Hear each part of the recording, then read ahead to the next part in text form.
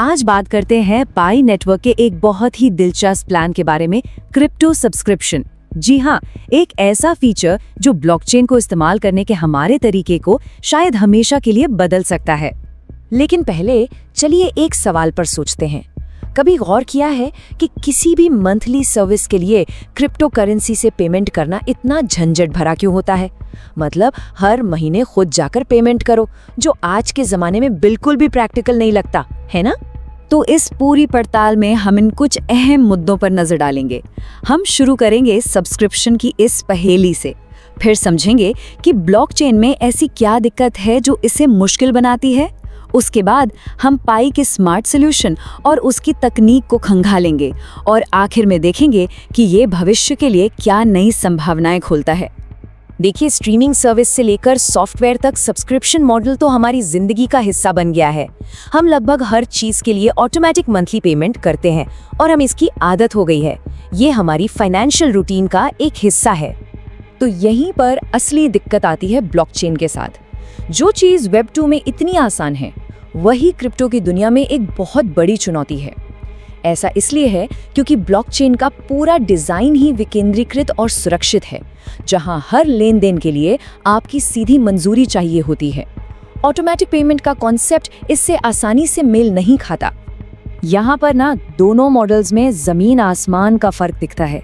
एक तरफ है वेब 2 सब्सक्रिप्शंस जो ऑटोमेटिक है, मतलब सेट करो और भूल जाओ, और दूसरी तरफ है टिपिकल क्रिप्टो पेमेंट्स, जहां हर एक चार्ज के लिए आपको मैनुअल अप्रूवल देना पड़ता है। अब ऐसा नहीं है कि इस प्रॉब्लम को सॉल्व करने की कोशिश नहीं हुई। कई तरीके अपनाए गए, पर सब में कोई ना कोई दिक्कत थी। कुछ तरीके जैसे कि प्री साइन ट्रांजैक्शंस काफ़ी रिस्की होते हैं, कुछ ऑफ चेन सिस्टम्स बहुत कॉम्प्लेक्स होते हैं, और यूजर्स को अपना पूरा बजट पहले से लॉक करने के लिए कहना तो बिल्कुल भी प्रैक्टिकल नहीं है। और बस यहीं पर एंट्री होती है पाई के स्मार्ट कॉन्ट्रैक्ट सॉल्यूशन की।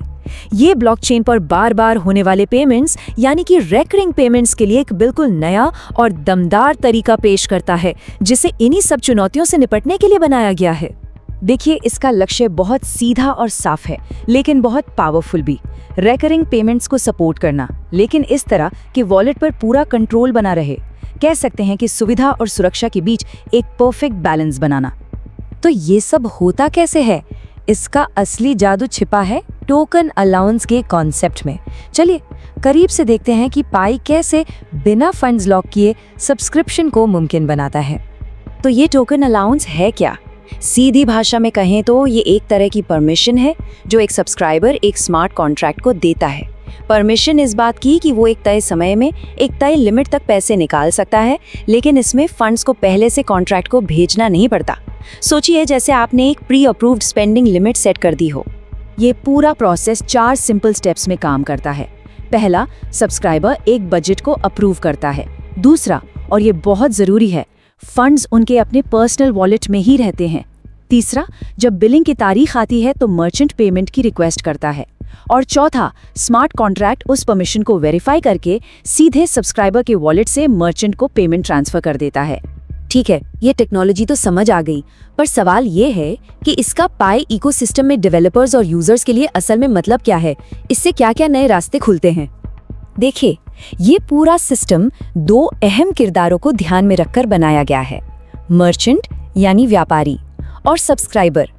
इस कॉन्ट्रैक्ट को दोनों के नजरिए से डिजाइन किया गया है ताकि लेन देन एकदम आसान और पारदर्शी हो। तो एक मर्चेंट यानी कोई बिजनेस अपनी सर्विस कैसे सेट करता है? जैसा कि हम देख सकते हैं, वो सर्विस का नाम, उसकी कीमत, बिलिंग साइकिल का टाइम और यहाँ तक कि एक फ्री ट्रायल भी सेट कर सकता है। मतलब इसमें काफी फ्लेक्सिबिलिटी है। और सब्सक्राइबर के एंड पर क्या होता है? उनके पास भी पूरा कंट्रोल होता है।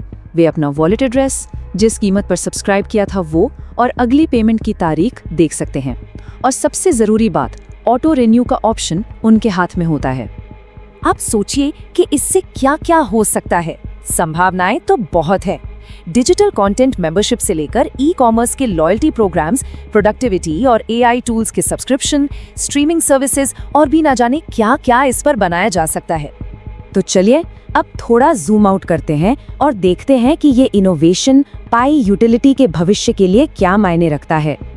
ये सिर्फ एक फीचर नहीं है, बल्कि एक बहुत बड़ी सोच का हिस्सा है।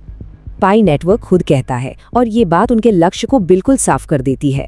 ऐसे यूज केस को बढ़ावा देना जो सीधे तौर पर असली प्रोडक्ट्स और ब्लॉकचेन पर बनी यूटिलिटी ड्रिवन सर्विसेज से जुड़ते हों। और ये हमें एक आखिरी लेकिन बहुत बड़े सवाल पर लाके छोड़ देता है। क्या ये मॉडल आखिरकार क्रिप्टो पेमेंट्स को इतना आसान बना सकता है कि वो लगभग अदृश्य महसूस हो?